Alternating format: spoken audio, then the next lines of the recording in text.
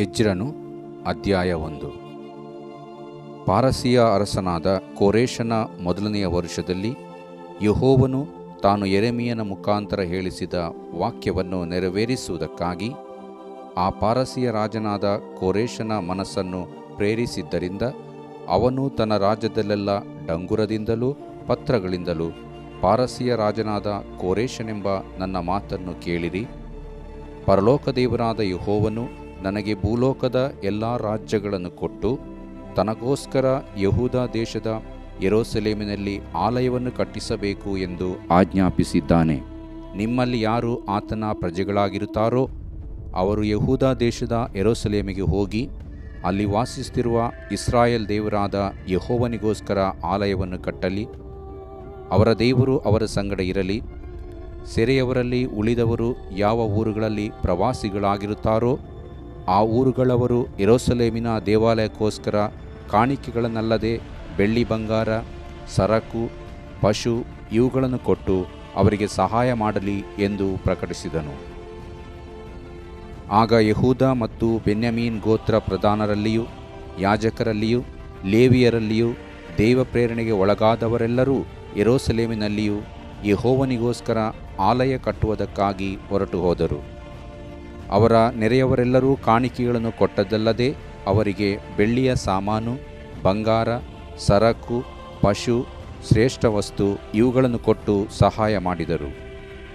ನೆಬೂಕದ್ನೆಚ್ಚರನು ಯೆರೂಸಲೇಮಿನಿಂದ ಕೊಳ್ಳೆಯಾಗಿ ತಂದು ತನ್ನ ದೇವರ ಗುಡಿಯಲ್ಲಿಟ್ಟಿದ್ದ ಯೆಹೋವನ ಆಲಯದ ಸಾಮಾನುಗಳನ್ನು ಪಾರಸಿಯ ರಾಜನಾದ ಕೋರೇಷನು ಅಲ್ಲಿಂದ ತೆಗೆಸಿ ಖಜಾನೆದಾರನಾದ ಮಿತ್ರದಾತನಿಗೆ ಒಪ್ಪಿಸಿದನು.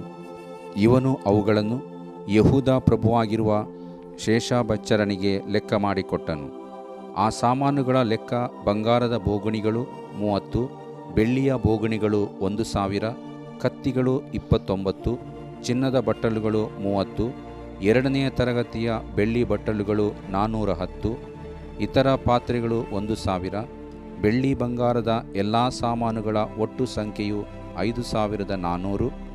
ಶೇಷಬಚ್ಚರನು ಸೆರೆಯಲ್ಲಿದ್ದವರನ್ನು ಬಾಬೇಲಿನಿಂದ ಯೆರೂಸಲೇಮಿಗೆ ಕರೆದುಕೊಂಡು ಬಂದಾಗ ಈ ಎಲ್ಲ ಸಾಮಾನುಗಳನ್ನು ತೆಗೆದುಕೊಂಡು ಬಂದನು. ದೇವರು ಪ್ರೀತಿಸುವ ಪ್ರೀತಿಯ ಬಿಗ್ ಜೆ ಟಿವಿ ಪ್ರಿಯ ವೀಕ್ಷಕರಿಗೆ ನಮ್ಮ ಕರ್ತನಾದ ಯೇಸು ಕ್ರಿಸ್ತನ ಹೆಸರಿನಲ್ಲಿ ನಿಮ್ಮನ್ನು ವಂದಿಸಿ ಸ್ವಾಗತ ಬಯಸುತ್ತಿದ್ದೇವೆ. ಬನ್ನಿರಿ, ಇಂದು ಒಟ್ಟಾಗಿ ದೇವರ ವಾಕ್ಯವನ್ನು ನಾವು ಅಧ್ಯಯನ ಮಾಡಿಕೊಳ್ಳೋಣ. ದೇವರ ವಾಕ್ಯವನ್ನು ಅಧ್ಯಯನ ಮಾಡಿಕೊಳ್ಳುವಂಥದ್ದು ಒಂದು ಔತಣ.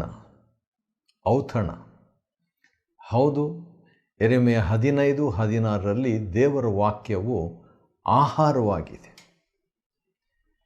ಯಾರೂ ಕೂಡ ದಿನಾಲೂ ಯಾಕೆ ಊಟ ಮಾಡಬೇಕೆಂಬ ಪ್ರಶ್ನೆ ಕೇಳೋದಿಲ್ಲ. ಅದೇ ರೀತಿಯಾಗಿ ದಿನಾಲೂ ನಾವು ಯಾಕೆ ದೇವರ ವಾಕ್ಯದ ಅಧ್ಯಯನ ಮಾಡ್ಕೋಬೇಕಂದರೆ ದೇವರ ವಾಕ್ಯವು ಆತ್ಮಿಕ ಆಹಾರ, ಸ್ಪಿರಿಚುವಲ್ ಫುಡ್. ಆದುದರಿಂದ ನಾವು ದಿನಾಲೂ ಕ್ರಮಬದ್ಧವಾಗಿ ಯಾವ ರೀತಿಯಾಗಿ ಆಹಾರ ನಾವು ತೆಗೆದುಕೊಳ್ತೀವಿ ದೈಹಿಕವಾಗಿ, ಅದೇ ರೀತಿಯಾಗಿ ಆತ್ಮಿಕ ಆಹಾರ ಅಗತ್ಯ. ಇಂದಿನ ನಮ್ಮ ಅಧ್ಯಯನ ಹೊಸದಾದಂಥ ಒಂದು ಪುಸ್ತಕ. ಅದೇನೆಂದರೆ ಎಜ್ರನು ಬರೆದ ಪುಸ್ತಕವನ್ನು ನಾವು ನೋಡಿಕೊಳ್ಳಲಿಕ್ಕಿದ್ದೇವೆ. ಇದುವರೆಗೆ ನಾವು ನೋಡಿದಂಥದ್ದು 2ನೇ ಪೂರ್ವಕಾಲ ವೃತ್ತಾಂತವನ್ನು ನಾವು ನೋಡ್ತಾ ಇದ್ದೇವೆ. ಅದರಲ್ಲಿ 36ನೇ ಅಧ್ಯಾಯದಲ್ಲಿ ಬಹಳ ವಿಷಾದಕರವಾದಂಥ ಒಂದು ಅಧ್ಯಾಯ. ಭಕ್ತಿವಂತನಾದ ಯೋಷಿಯನಿದ್ದನು. ಯೋಷಿಯ ಅಂತೇಳಿದರೆ ಯೆಹೋವನಿಂದ ಸ್ಥಾಪಿಸಲ್ಪಟ್ಟವನು. ಅದೇ ರೀತಿಯಾಗಿ ಹೆಸರಿಗೆ ತಕ್ಕಂತೆ ಅವನು ಯೆಹೂದ ರಾಜ್ಯವನ್ನು, ದೇವಾಲಯವನ್ನು, ಪಸ್ಕ ಹಬ್ಬವನ್ನು, ಯಾಜಕೋದ್ಯೋಗ್ಯವನ್ನು ಸ್ಥಾಪಿಸಿ ನೆಲೆಸಿದಂಥ ವ್ಯಕ್ತಿಯಾಗಿದ್ದಾನೆ.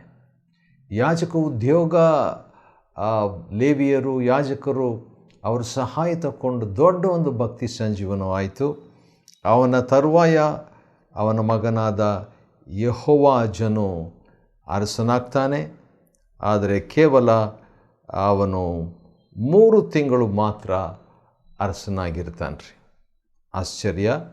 ಅದಾದ ನಂತರ ಯೆಹೋಯಾಕೀಮ್ ಅರಸನಾಗ್ತಾನೆ. ಯೆಹೋಯಾಕೀಮ್ ಅಂತ ಹೇಳಿದರೆ ಯೆಹೋವನಿಂದ ಎಬ್ಬಿಸಲ್ಪಟ್ಟವನು ಎಂಬುದಾಗಿ. ಆದರೆ ಅವನು ಕೂಡ ಕೇವಲ ಕೆಲವು ತಿಂಗಳಲ್ಲ, ವರ್ಷಗಳು 11 ವರ್ಷಗಳು ಆಳ್ವಿಕೆ ಮಾಡ್ತಾನೆ. ಆದರೆ ವಿಷಾದ, ಅವನು ದೇವರ ವಿರುದ್ಧವಾಗಿ, ಚಿತ್ತಕ್ಕೆ ವಿರುದ್ಧವಾಗಿ ಆಳ್ವಿಕೆ ಮಾಡ್ತಾನೆ. ಅದಾದ ನಂತರ ಯೆಹೋಯಾಕೀನನು, ಕೀನ್ ಎಂಬುವಂಥ ವ್ಯಕ್ತಿ ಅರಸನಾಗ್ತಾನೆ. ಈ ಯೆಹೋಯಾಕೀನನು ಕೇವಲ 3 ತಿಂಗಳು 10 ದಿನಗಳವರೆಗೆ, ಅಂದರೆ ಸುಮಾರು 100 ದಿನಗಳು ಆಳ್ವಿಕೆ ಮಾಡ್ತಾನೆ ಯೆಹೋಯಾಕೀನ್.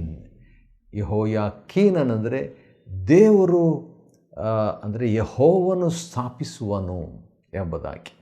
ಬರೀ 3 ತಿಂಗಳು ಆಳ್ವಿಕೆ ಮಾಡಿದಂಥ ಆ ವ್ಯಕ್ತಿಗೆ ದೇವರು ಸ್ಥಾಪಿಸ್ತಾನೆಂಬುದಾಗಿ ನಮ್ಗೆ ಅನಿಸ್ಬೋದಾದರೆ, 2ನೇ ಅರಸುಗಳ ಗ್ರಂಥ 25ರಲ್ಲಿ ನಾವು ನೋಡೋದಾದರೆ ದೇವರು ನಿಜವಾಗಿ ಅವನನ್ನು ಅನಂತರ ಸ್ಥಾಪಿಸಿದನೆಂಬುದಾಗಿ ನೋಡಿಕೊಳ್ಳಬಹುದು. ಈ ರೀತಿಯಾಗಿ ಮುಕ್ತಾಯವಾಗ್ತದೆ 2ನೇ ಪೂರ್ವಕಾಲ ವೃತ್ತಾಂತದ 36ನೇ ಅಧ್ಯಾಯ.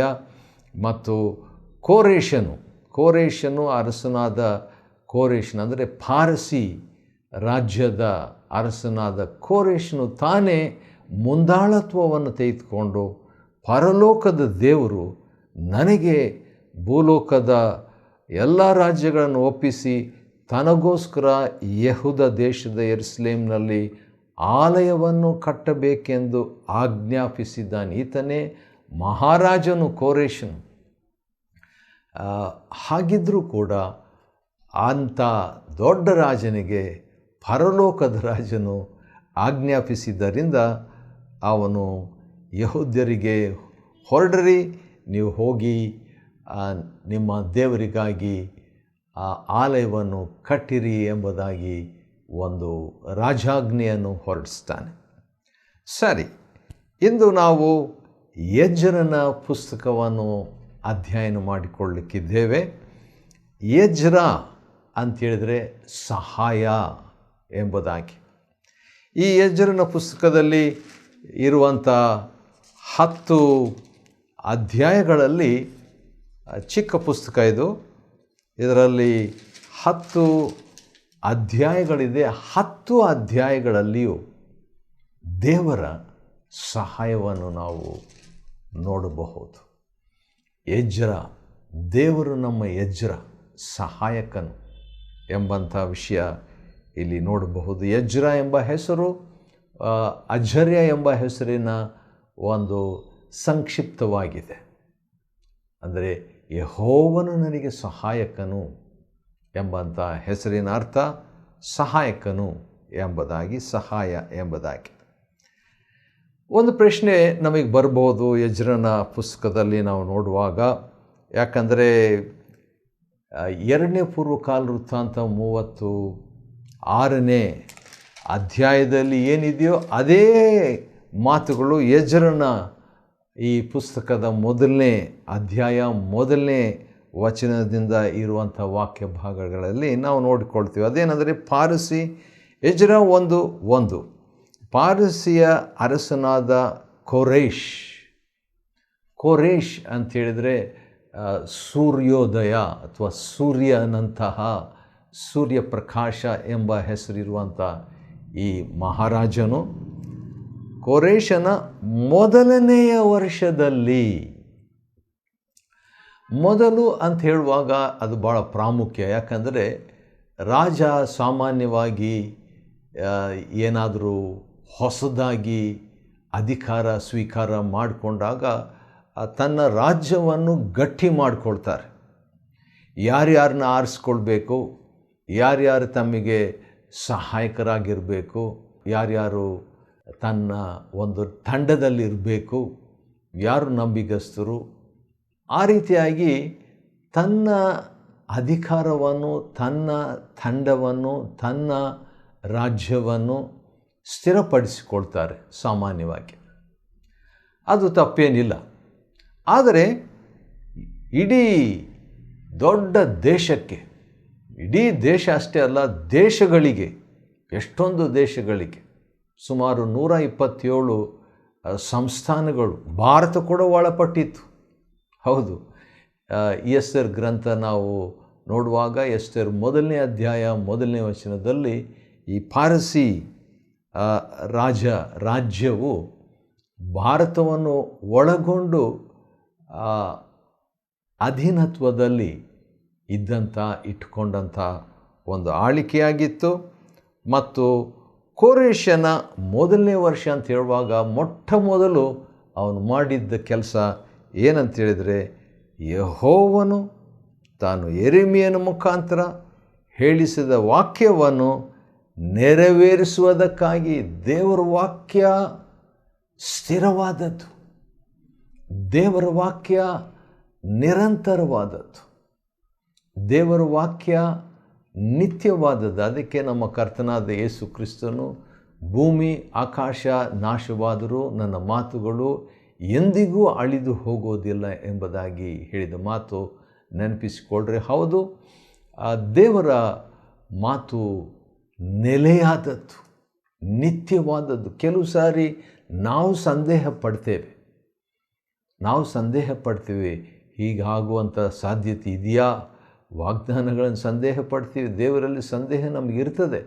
ಆದರೆ ಆ ಸಂದೇಹ ಹೋಗಿ ಆ ನಂಬಿಕೆಯಾಗಿ, ಭರವಸೆಯಾಗಿ, ದೃಢನಂಬಿಕೆಯಾಗಿ ಇರುವಾಗ ನಮ್ಮ ಜೀವನ ಕೂಡ ಸ್ಥಿರವಾಗಿರ್ತದೆ, ಅದ್ಭುತಗಳ ಸರಣಿಯ ಜೀವನವಾಗಿರ್ತದೆ. ಇಲ್ಲಿ ಕೂಡ ನಾವು ನೋಡುವಾಗ ಪಾರಸಿ ರಾಜನು ದೇವರ ವಾಕ್ಯವನ್ನು ನೆರವೇರಿಸುವುದಕ್ಕೋಸ್ಕರವಾಗಿ ದೇವರು ಈ ಮಹಾ ಅಧಿಕಾರಿಯನ್ನು ಉಪಯೋಗಿಸಿಕೊಳ್ಳುವಂಥದ್ದನ್ನು ನಾವು ನೋಡ್ತೇವೆ. ದೇವರ ವಾಕ್ಯವನ್ನು ನೆರವೇರಿಸುವುದಕ್ಕಾಗಿ ಆ ಪಾರಸಿಯ ರಾಜನಾದ ಕೋರೇಷನ ಮನಸ್ಸನ್ನು ಪ್ರೇರೇಪಿಸಿದ್ದರಿಂದ ಅಥವಾ ಮನಸ್ಸನ್ನು ಪ್ರೇರಿಸಿದ್ದರಿಂದ. ವಾವ್, ಇದು ನನಗೆ ಭಾಳ ಇಷ್ಟ. ನನಗೆ ಒಂದು ವಾಕ್ಯ ನನಗೆ ನೆನಪಿಗೆ ಬರ್ತಾ ಇದೆ, ಆ ಜ್ಞಾನೋಕ್ತಿಗಳಲ್ಲಿ ಇರುವಂಥ ಒಂದು ವಾಕ್ಯ. ಅದು ಭಾಳ ಈ ಒಂದು ವ್ಯಾಸಂಗಕ್ಕೆ ಅನ್ವಯವಾಗುವಂಥ ಒಂದು ವಾಕ್ಯ ಭಾಗ. ಅದನ್ನು ಈ ನಿಮಗೋಸ್ಕರವಾಗಿ ಓದಲಿಕ್ಕೆ ಇಷ್ಟಪಡ್ತೇನೆ. ಜ್ಞಾನೋಕ್ತಿ 21ನೇ ಅಧ್ಯಾಯದಲ್ಲಿ 1ನೇ ವಚನದಲ್ಲಿರುವಂಥ ಒಂದು ವಾಕ್ಯ. ರಾಜನ ಸಂಕಲ್ಪಗಳು ಯೆಹೋವನ ಕೈಯಲ್ಲಿ. ಅಷ್ಟೇ ಯೋಚನೆ ಮಾಡಿರಿ, ರಾಜನ ಸಂಕಲ್ಪಗಳು. ಇನ್ನೊಂದು ಭಾಷಾಂತರದಲ್ಲಿ ಹೀಗಿದೆ, ರಾಜನ ಹೃದಯವು, the heart of the king is in the hand of the lord. ರಾಜನ ಹೃದಯ ಯೆಹೋವನ ಕೈಯಲ್ಲಿ ಇದೆ. ಅದನ್ನು ದೇವರು ನೀರಿನ ಕಾಲುವೆಗಳಂತೆ ತನಗೆ ಬೇಕಾದ ಕಡೆಗೆ ತಿರುಗಿಸುತ್ತಾನೆ. ಯಾರಿಗೆ ಬೇಕಾದ ಕಡೆ? ದೇವರಿಗೆ ಬೇಕಾದ ಕಡೆ. ಆಶ್ಚರ್ಯ ಅಲ್ವಾ? ಎಂಥ ದೊಡ್ಡ ದೇವರು ನಮಗಿದ್ದಾನೆ, ಎಂಥ ಶಕ್ತನಾದ, ಸರ್ವಶಕ್ತನಾದ ದೇವರು ನಮಗಿದ್ದಾನೆ. ಆತನು ಮನಸ್ಸು ಮಾಡಿದರೆ ಏನು ಬೇಕಾದರೂ ಮಾಡಬಲ್ಲ. 127 ಸಂಸ್ಥಾನಗಳಿಗೆ ಅಥವಾ ಚಿಕ್ಕ ಚಿಕ್ಕ ದೇಶಗಳು ಅಂತ ಹೇಳ್ಬೋದು, 127 ದೇಶಗಳನ್ನು ಆಳಿಕೆ ಮಾಡ್ತಾ ಇದ್ದಂಥ ವೇಳೆಯಲ್ಲಿ ಈ ವ್ಯಕ್ತಿಯ ಹೃದಯವನ್ನು, ಸಂಕಲ್ಪವನ್ನು, ಮನಸ್ಸನ್ನು ಪ್ರೇರಿಸಿದ್ದರಿಂದ ಅವನು ತನ್ನ ರಾಜ್ಯದಲ್ಲೆಲ್ಲ ಡಂಗುರದಿಂದಲೂ ಪತ್ರಗಳಿಂದಲೂ ಆತನು ಒಂದು ಸರ್ಕಾರದ ಕಾನೂನು, ಒಂದು ಗೌರ್ಮೆಂಟ್ ರೂಲ್, ನಿಯಮವನ್ನು ಹೊರಡಿಸ್ತಿದ್ದಾನೆ. ಏನಂತ ಹೊರಡಿಸಿದ್ದಾನೆ? ಪರಲೋಕದ ದೇವರಾದ ಯೆಹೋವನು ನನಗೆ ಭೂಲೋಕದ ಎಲ್ಲ ರಾಜ್ಯಗಳನ್ನು ಕೊಟ್ಟು, ಅದನ್ನು ಒಪ್ಪಿಕೊಳ್ತಾ ಇದ್ದಾನೆ. ಏನಂತ? ದೇವರೇ ತನಗೆ ಕೊಡುವಂಥದ್ದು ಎಂಬುದಾಗಿ. ಯಾಕಂತ ಹೇಳಿದರೆ ಯೋಹಾನ 3ನೇ ಅಧ್ಯಾಯದಲ್ಲಿ ಇದಕ್ಕೆ ಅನ್ವಯವಾಗುವಂಥ ಒಂದು ವಾಕ್ಯ ನಾನು ಓದ ಬಯಸ್ತೇನೆ. ಯೋಹಾನ ಅಧ್ಯಾಯದಲ್ಲಿ ಇರುವಂಥ ಒಂದು ವಾಕ್ಯ ಭಾಗ 33ನೇ ಅಧ್ಯಾಯ ಮತ್ತು 27ನೇ ವಚನದಲ್ಲಿ, ಪರಲೋಕದಿಂದ ಅನುಗ್ರಹಿಸೋಣವಾದದ್ದನ್ನೇ ಹೊರತು ಮನುಷ್ಯನು ಹೆಚ್ಚೇನು ಹೊಂದಲಾರನು. ಪರಲೋಕದಿಂದ ದೇವರೇನು ಕೊಡ್ತಾರೋ ಅದನ್ನೇ ಮನುಷ್ಯನು, ಅದು ಮುಖ್ಯವಾಗಿ ಅಧಿಕಾರ ವಹಿಸಿದಂಥವರು ದೇವರು ಕೊಟ್ಟರೆ ಅಧಿಕಾರಕ್ಕೆ ಬರುವ ಸಾಧ್ಯತೆ. ದೇವರು ಬೇಕಾದರೆ ಒಬ್ಬ ಅಧಿಕಾರಿಯನ್ನು ತೆಗೆದು ಹಾಕಲು ಆತನು ಶಕ್ತನು, ಇನ್ನೊಬ್ಬ ಅಧಿಕಾರಿಯನ್ನು ಪುನಃಸ್ಥಾಪಿಸಲು ಶಕ್ತನು. ಹೌದು, ಇಸ್ರಾಯೇಲರ ಚರಿತ್ರೆಯಲ್ಲಿ 19 ರಾಜರು, ಯೆಹೂದ ದೇಶದಲ್ಲಿ ಸುಮಾರು 20 ರಾಜರು, ಹೌದು ಒಂದು ರಾಣಿ ಕೂಡ, 40 ಅಧಿಕಾರಿಗಳು ಜವಾಬ್ದಾರಿಗೆ ಹೊತ್ತಾಗ ದೇವರು ತನಗೆ ಬೇಕಾದವರನ್ನು ನಿಲ್ಲಿಸಿದನು ಮತ್ತು ಅನ್ಯಾಯವಾಗಿ ದುಷ್ಟತನದಲ್ಲಿದ್ದಂಥವ್ರನ್ನು ತೆಗೆದು ಹಾಕಿದನು. ವೈರಿಗಳನ್ನು ಕಳಿಸಿ ಅವರ ಮೇಲೆ ಅವರ ತಪ್ಪಿಗೆ, ಯಾಕಂದರೆ ದೇವರು ನ್ಯಾಯಾಧಿಪತಿ, ದಂಡಿಸಲೇಬೇಕು, ನ್ಯಾಯ ತೀರಿಸಲೇಬೇಕು. ಸರಿ, ಆದರೂ ಕೂಡ ಕೆಲವರು ಮನಸ್ಸೆ ಅಂಥವರು ಭಾಳ ಅನ್ಯಾಯದ ಜೀವನ, ದುಷ್ಟತನದ ಜೀವನ ಮಾಡಿದ್ದಾಗಿಯೂ ಕೂಡ ತನ್ನ ಒಂದು ಸೆರೆಯಲ್ಲಿ, ಗುಲಾಮತನದಲ್ಲಿ ದೇವರಿಗೆ ಮೊರೆ ಇಟ್ಟಾಗ ದೇವರು ಅವನ ಪ್ರಾರ್ಥನೆಗೆ ಉತ್ತರ ಕೊಡುವಂಥದ್ದನ್ನು ನೋಡ್ತೇವೆ. ಇಲ್ಲಿ ಕೂಡ ತನಗೋಸ್ಕರವಾಗಿ ಇಲ್ಲಿ ಆ ಕೋರೇಷನು ಹೇಳ್ತಿದ್ದಾನೆ, ಪಾರಸಿಯ ರಾಜನಾದ ಕೋರೇಷನು ಹೇಳುವಂಥದ್ದು, ನನಗೆ ದೇವರು ಎಲ್ಲ ರಾಜ್ಯಗಳನ್ನು ಕೊಟ್ಟು ತನಗೋಸ್ಕರವಾಗಿ ಒಂದು ಆಲಯವನ್ನು ಕಟ್ಟಬೇಕೆಂದು ಆಜ್ಞಾಪಿಸಿದ್ದಾನೆ ಅಂತೇಳ್ಬಿಟ್ಟು. ಹೌದು, ಯಾರ್ಯಾರು ಆತನ ಪ್ರಜೆಗಳಾಗಿರ್ತಾರೋ ಅವರು ಯೆಹೂದ ದೇಶದ ಯೆರೂಸಲೇಮಿಗೆ ಹೋಗಿ ಅಲ್ಲಿ ವಾಸಿಸ್ತಿರುವ ಇಸ್ರಾಯೇಲ್ ದೇವರಾದ ಯೆಹೋವನಿಗೋಸ್ಕರ ಆಲಯವನ್ನು ಕಟ್ಟಲಿ. ಇದು ನನಗೆ 3ನೇ ವಚನದಲ್ಲಿರುವಂಥದ್ದು ಆಶ್ಚರ್ಯ. ಯೆಹೂದ ದೇಶದ ಯೆರೂಸಲೇಮಿಗೆ ಹೋಗಿ ಅಲ್ಲಿ ವಾಸಿಸುತ್ತಿರುವ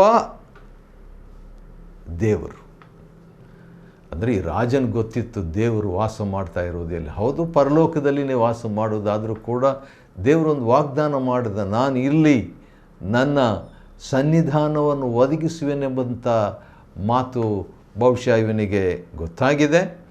ಸರಿ, ಅವರ ದೇವರು ಅವರ ಸಂಗಡ ಇರಲಿ ಎಂಬುದಾಗಿ ಹೇಳಿ ಕಳಿಸ್ತಾ ಇದ್ದಾನ್ರಿ.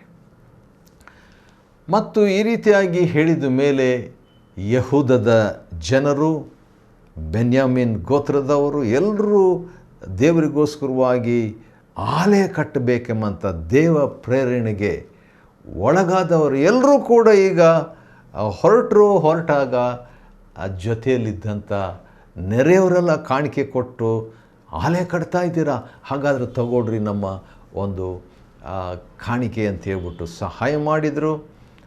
ಅಷ್ಟೇ ಅಲ್ಲದೆ ಅವರು ನೆಬೂಕದ್ನೆಚ್ಚರನು ಯೆರೂಸಲೇಮಿನಿಂದ ಕೊಳ್ಳೆಯಾಗಿ ತಂದು ತನ್ನ ದೇವರ ಗುಡಿಯಲ್ಲಿ ಇಟ್ಟಿದ್ನಲ್ಲ, ಅದನ್ನೆಲ್ಲ ಕೂಡ ತಗೊಂಡು ಹೋಗ್ರಿ ಅಂತೇಳ್ಬಿಟ್ಟು ಅವನು ಈಗ ಹಿಂದಿರುಗಿ, ದೇವಾಲಯದ ವಸ್ತುಗಳು ಕೂಡ ಹಿಂದಿರುಗಿ ಕೊಡಲಾಗಿತ್ತು. ಅದನ್ನೆಲ್ಲ ತಕ್ಕೊಂಡು ಅದರ ಲಿಸ್ಟು ಸುಮಾರು 7 ವಿಧವಾದಂಥ ವಸ್ತುಗಳನ್ನು ನೆಬೂಕದ್ನೆಚ್ಚರನು ಸರಿಯಾಗಿ ಯೆಹೂದ್ಯರನ್ನು ಕರ್ಕೊಂಡು ಹೋಗ್ತಾ ಇದ್ದಾಗ ಅದನ್ನು ಕೂಡ ತಗೊಂಡು ಹೋಗಿದ್ದ, ಅದನ್ನೆಲ್ಲ ಹಿಂದಿರುಗಿ ಕೊಡ್ತಾ ಇದ್ದಾರೆ. ಯಾಕಂದರೆ ಇವೆಲ್ಲವನ್ನು ಕೂಡ ಹಿಂದಿರುಗಿ ಜನರು ಪುನಃಸ್ಥಾಪನೆ, ತಕ್ಕೊಂಡಂಥ ವಸ್ತು ಪುನಃಸ್ಥಾಪನೆ ಮತ್ತು ಸಮಾಧಾನಕರವಾಗಿ ಹಿಂದಿರುಗಿ ಬರ್ತಾ ಇರುವಂಥ ಒಂದು ವಿಷಯವನ್ನು ನಾವು ಎಜ್ರನ ಗ್ರಂಥ 1ನೇ ಅಧ್ಯಾಯದಲ್ಲಿ ನೋಡಿಕೊಳ್ತೇವೆ. ಎಜ್ರ 1ನೇ ಅಧ್ಯಾಯವನ್ನು ಅಧ್ಯಯನ ಮಾಡಿಕೊಳ್ಳುವಂತೆ ದೇವರು ಕೊಟ್ಟ ಕೃಪೆಗಾಗಿ ಆತನಿಗೆ ಸ್ತೋತ್ರವಾಗಲಿ. ದೇವರು ನಿಮ್ಮನ್ನು ಆಶೀರ್ವದಿಸಲಿ.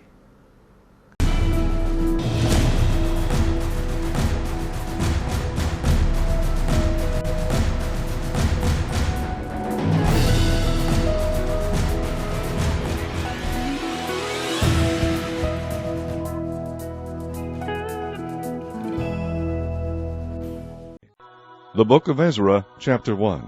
Now in the first year of Cyrus king of Persia, that the word of the Lord by the mouth of Jeremiah might be fulfilled, the Lord stirred up the spirit of Cyrus king of Persia, that he made a proclamation throughout all his kingdom, and put it also in writing, and saying, Thus saith Cyrus king of Persia, The Lord God of heaven hath given me all the kingdoms of the earth, and he hath charged me to build him an house at Jerusalem, which is in Judah.